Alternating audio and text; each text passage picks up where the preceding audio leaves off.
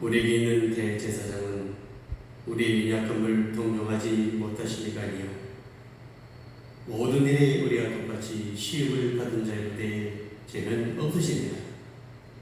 이러므로 우리는 긍휼의 시험을 받고 때를 따라 듣는 은혜를 얻기 위하여 우리의 보좌 앞에 담대히 나아갈 것이니라. 하나님은 영이시니 예배하는 자가 영같이 이르도록 예배할지니라. 아멘. 오늘 우리에게 주신 하나님의 말씀 구약성경 시편 27편 1절로 6절 말씀입니다.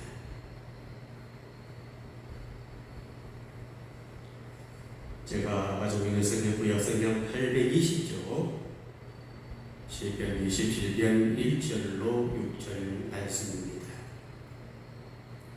찾으신 여러분, 제가 봉독합니다. 다윗이 기록한 하나님의 말씀입니다. 하나님의 말씀을 경청하시기 바랍니다. 여호와는 나의 빛이요 나의 본이시니 내가 누구를 두려하리요. 여호와는 내 생명의 능력이시니 내가 누구를 무서워하리요. 악인들이 내 살을 먹으려 내게로 왔으나 나의 대적들 나의 원수들인 그들은 실족하여 넘어졌도다. 군대가 나를 대적하여 찢을지라도 내 마음이 두렵지 아니하여 전쟁이 일어나 나를 치려할지라도 나는 여전히 태연하리로다. 내가 여호와께 바라는 한 가지 그것을 구하리니 곧 내가 내 평생에 여호와의 집에 살면서 여호와의 아름다움을 바라보며 그의 성전에서 삼는 그것이라. 여호와께서 환난 날에 나를 그의 주막 속에 비밀히 지키시고 그의 장막음이라는 곳에 나를 숨기시며 높은 방 위에 두시리로다. 이제 내 머리가 나를 둘러싼 내 원수의 의에 들리리니 내가 그의 장막에서 즐거운 제사를 드리겠고 노래하며 여호와를 찬송하리로다. 이것은 하나님의 말씀입니다. 오늘 본문의 말씀 시편 27편 1절로 6절의 말씀을 가지고 어려움을 만났을 때라는 질문으로 말씀을 나누며 기차 오늘을 나눠보고자 합니다. 시편 27편은 다윗이 언제 이 말씀을 기록했는지 그 시기를 정확히 알 수는 없습니다. 그런데 시편 27편은 다윗이 어려운 상황이 있을 때에 하나님 앞에 고백한 말씀인 것은 분명한 것임을 논의할 수가 있죠.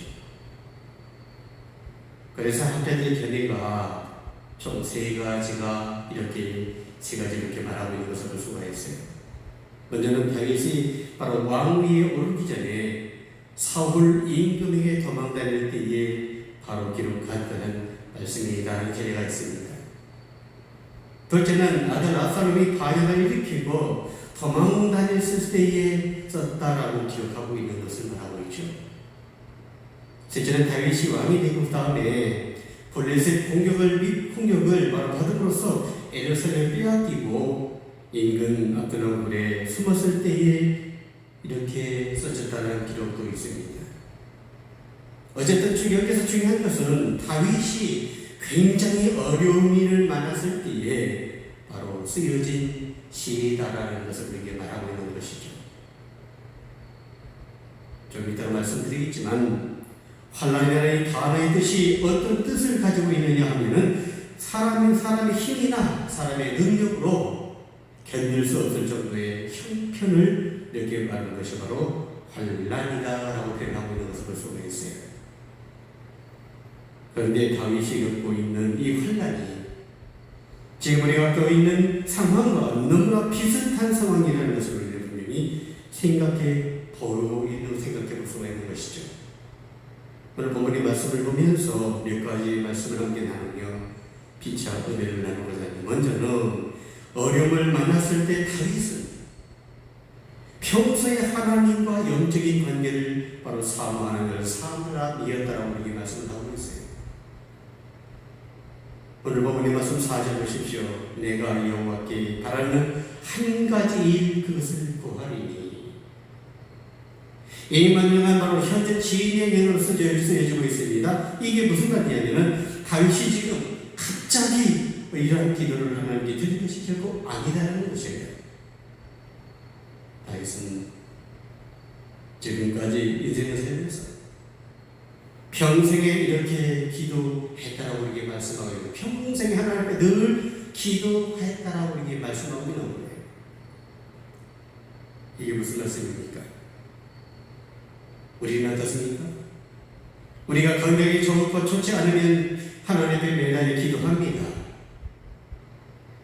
그런데 건강해지면 그 기도를 덜하게 되고 덜하게 되는 것을 볼 수가 있어요. 기도 제목이 바뀌기도 합니다. 그런데 다윗은 지금까지 인생을 살면서 바뀌지 않는 기도 제목이 있음을 우리에게 말씀하고 있는 거예요. 그것이 뭡니까? 부모님 말씀에 말하죠. 내 평생에 여호와의 집에서 살면서 여호와의 아름다움을 바라보며 그의 성전에서 사모하는 그것이다. 이 말은 어떤 뜻을 가지고 있는 것입니까? 하나님의 성전에서 예배를 하나님을 예배하는 예배자가 되겠습니다 하는 말씀이거든요. 요즘 코로나로 인해서 예배 현장에 나오기를 꺼리하는 그런 모습을 볼 수가 있죠. 그래서 이상하게 만들어진 온라인 예배라든지 대면 예배가 아닌 온라인 예배를 선호하는 많은 사람들을 바라볼 수 있는 거예요. 다윗이 평생의 기도의 제목이 뭐냐? 여호와의 집에서 살면서 여호와의 아름다움을 바라보며 그 성전에서 사모하는 것이다. 하나님의 성전에서 예배하는 것이 가장 그가 평생 바로 그가 바라는 것이었다고 말하고 있는 것을 볼 수가 있습니다. 그런데 다윗이 지금 상황은 그렇게 못하는 것임을 우리에게 말하고 있는 것이죠. 도망자의 입장에서 어떻게 절기를 지킬 수가 있습니까? 도망자의 입장에서 어떻게 제단을 쌓고 하나님께 예배를 드릴 수 있겠습니까? 마치 우리의 상황과 너무 비슷합니다. 하나님 앞에 예배할 수 없는 그러한 상황을 만나버린 것을 우리에게 말하고 있는 것이죠. 지금 우리가 마음껏 예배를 드리지 못합니다. 마스크를 쓰고 예배 드리려 하고 그리고 두려움 때문에 교회 나오지 못하고 교회들마다 예배 드리지 못하는 상황이 됐고 우리가 새벽 기도를 드릴 수 없고 모여서 기도도 할 수 없는 그런 상황이 되어버린 것을 우리는 볼 수 있는 거예요. 다윗이 삶의 목적이 어떻습니까? 하나님 앞에 예배 드리는 것이 목적인데 예배를 마음 놓고 드릴 수 없는 그 상황이 되었다는 거예요. 그리스도인은 6일 동안 예배를 사모하며 그리워하는 것이 이 땅 위에 진정한 그리스도인을 우리에게 말하고 있는 겁니다. 7일 동안 힘을 얻고 6일 동안 살아가는 사람에게 이 사람들이 바로 그리스도인입니다. 말씀을 얻고 그 말씀을 가지고 6일 동안 살아온 거예요. 그런데 그럴 수가 없는 것을 볼 수 있습니다. 그래서 다윗은 하나님과 자신의 영적인 관계가 끊어지지 않게 해달라고 지금 이렇게 기도하고 있는 것을 우리는 볼 수 있는 거예요. 저와 여러분이 하나님과 영적 관계가 끊어지지 않게 되기를 간절히 소망하고 있습니다.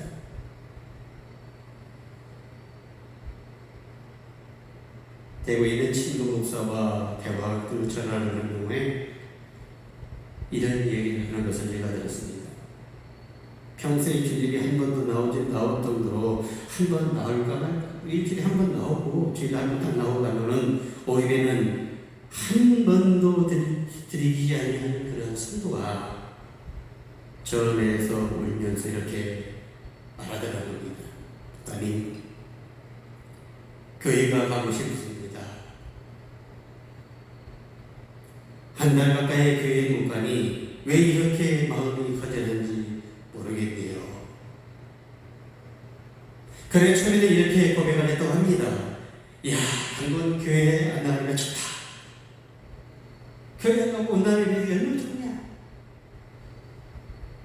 그런 신앙이 그렇게 깊지 않은 걸 분명히 있어요.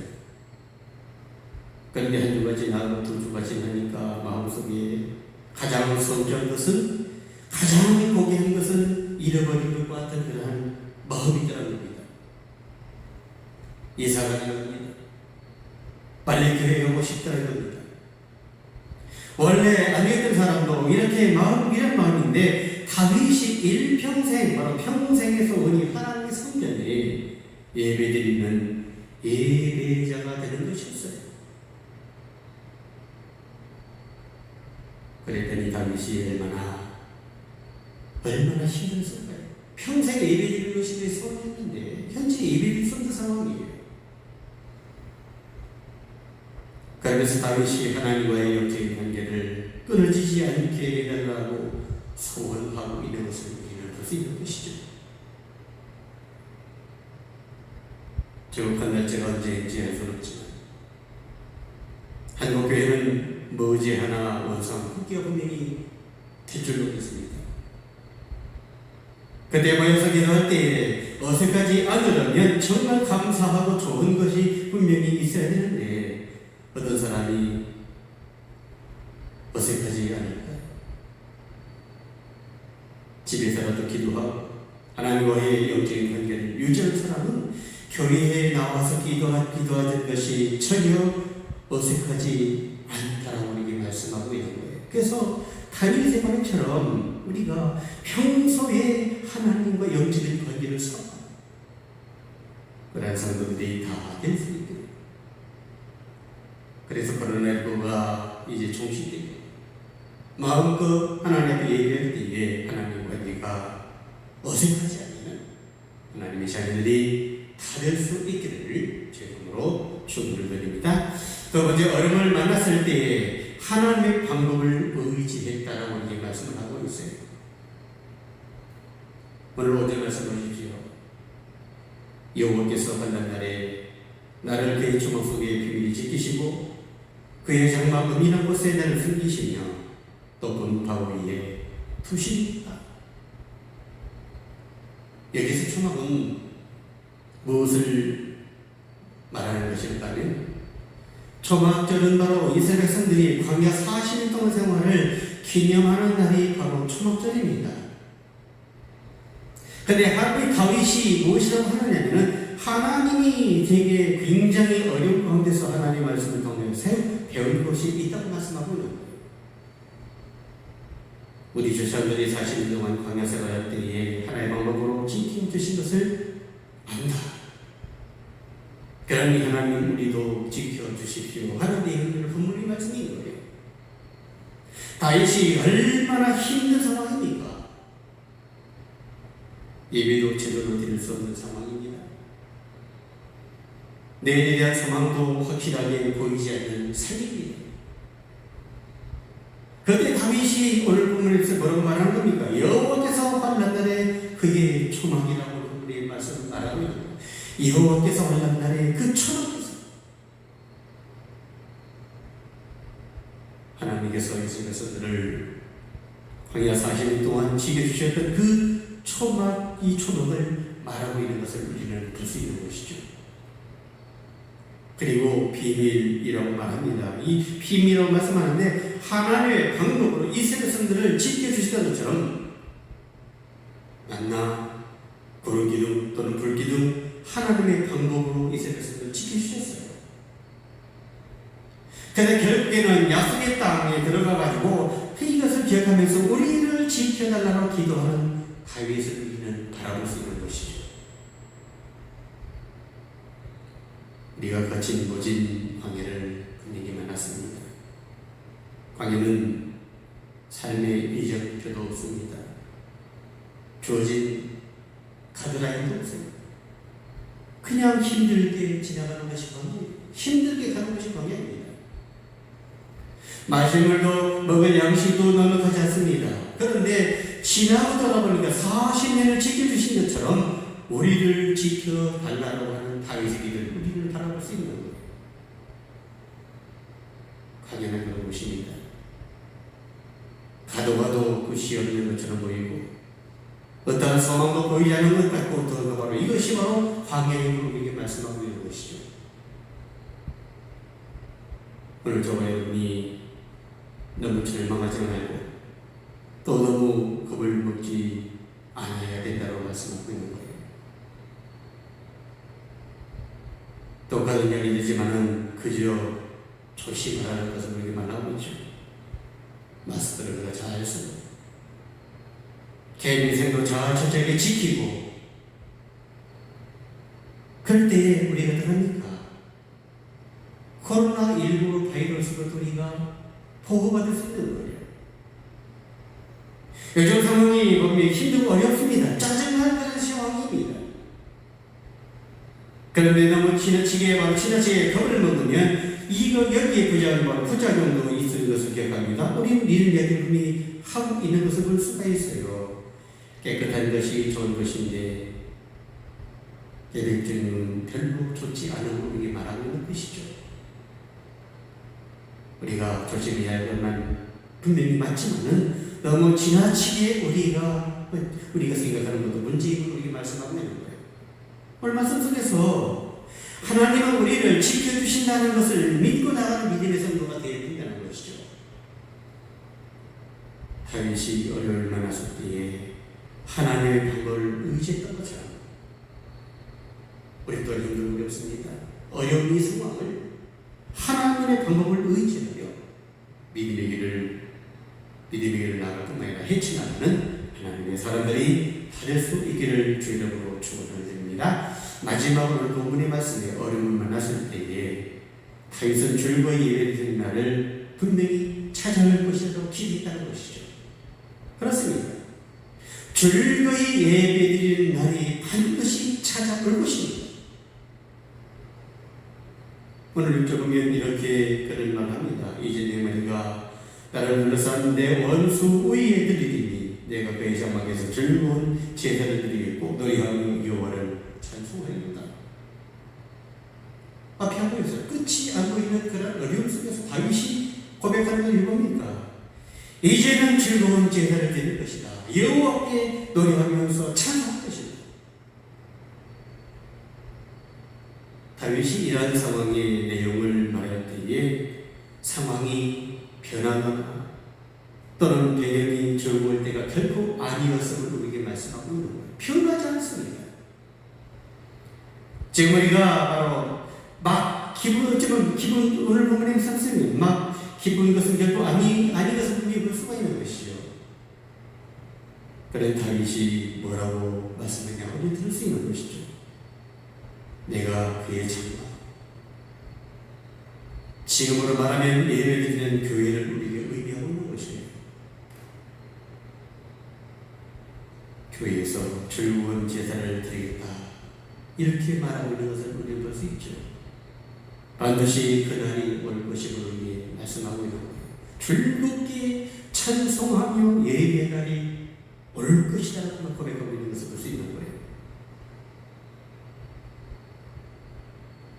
주인데 저희 앞에 죄송하지만 전혀 즐겁지 않은 예배자의 삶입니다. 10%만 예배드려라. 예배드리지 말라는 거잖아요. 예배드리는 마음이 무겁고 우리가 마음이 착착합니다. 하나님이 과연 예배를 기뻐하실까? 너무 늙고합니다. 마음이 슬픕니다. 가슴이 어쩌면 너무나 아픕니다. 교회에서 마음껏 찬송하지 못하고 예배를 드리지 못함이 너무나 큰 애통함임을 우리에게 말하고 있는 거예요. 예배를 드려도 온전히 예배되지 못하고 이러한 어려움이 현재 우리에게 있음을 우리는 고백할 수밖에 없습니다.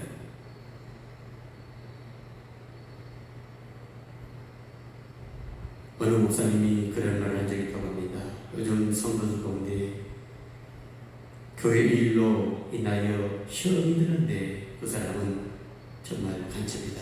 그 사람은 정말 신천지와 같다. 현재 한국교회 내에 숨어 있는 너무도 많은 사람들이 있죠. 신천지들이 지금 얼마나 많은지 몰라요. 어느 교회는 이런 문자를 보내기도 합니다. 신천지하면 무조건 다 나오라. 그랬더니 결석자가 한 명도 없더라는 거예요. 신천자가 아니면 교회 나와라. 다윗은 결코 어려운 상황 가운데서도 줄곧 날이 올 것이다 고백하고 있어요. 확신을 가지고 우리에게 말하고 있는 겁니다. 우리 또한 하나님의 어려움이 많았을 때에 줄곧 예배를 나눌 것이다, 그 날이 올 것이다 고백하면서 우리가 받을 시간을 우리가 그것을 확신하며 믿음 가운데서 주님의 길을 잘 걸어가는 하나님의 자녀들이 다 되어야 할 줄로 믿습니다. 이제 말씀을 정리합니다. 이사야 50장 15절에 이런 말합니다. 환난날에 나를 부르라. 내가 너를 건지리니 내가 나를 영원롭게 할 거다. 환난날의 성도가 어떻게 가는가에 대해서 함께 생각해보았습니다. 환난날에 이 환난을 만났을 때에 과연 우리가 어떻게 할 것인가? 평소에 하나님과 영적인 관계를 삼는 사람들이 되어야 된다고 말씀합니다. 하나님을 예배하는 자의 삶, 그리고 하나님의 방법을 의지해야 된다고 말씀하고 있습니다. 사람의 방법이 아니에요. 그리고 마지막으로 즐겁게 예배 날이 찾아올 것이다, 이것을 믿어야 된다고 말씀을 하고 있어요. 즐거운 마음으로 2월을 찾아온 날이 반드시 올 것입니다. 우리는 이런 길을 통해서 다시 한번 예배의 소중함을 우리가 깨달아 이런 상황이 거듭될수록 우리가 더욱더 이겨나갑니다. 말씀처럼 즐겁게 예배의 날이 올 것이다, 이것을 소망하며 이들 가운데서 우리가 잘 이겨나가는 하나님의 사람들이 다 될 수 있기를 주의 축원을 드립니다. 기도합니다. 사랑의 하나님 감사합니다. 오늘도 저희들 시편 27편 1절을 주의 말씀을 통해 어려움을 만났을 때에 성도가 어떻게 해야 되는가 함께 말씀을 나눠보았습니다. 아버지 하나님, 어려움을 만났을 때에 성도는 하나님과의 영적인 관계를 사모하는 사람이 되어야 되고 하나님의 방법을 의지해야 되고 즐거운 예배드리는 날이 올 것이라는 것을 기대하며 이 땅에서 인내해야 된다고 말씀합니다. 이 말씀을 저희 마음에 새기게 하시고 힘들고 어려울 때에 더욱더